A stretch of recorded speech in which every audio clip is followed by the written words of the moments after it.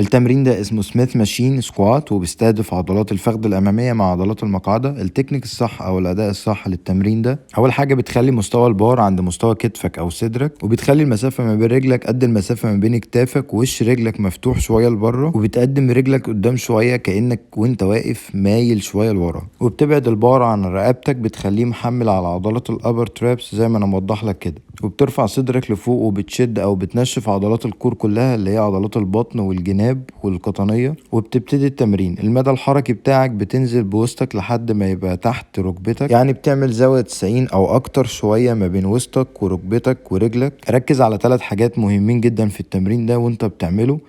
كور كله مشدود اللي هو عضلات البطن والجناب والقطنية، وسطك ينزل لورا ويكون معدي تحت مستوى الركبة، تكون مثبت رجلك كويس على الأرض وخصوصا كعبك، ما ترفعش كعبك خالص وتجيب قوة الدفع كلها من كعبك. التنفس صح في التمرين ده، وانت نازل بتاخد نفس، وانت طالع لفوق بتخرج نفس.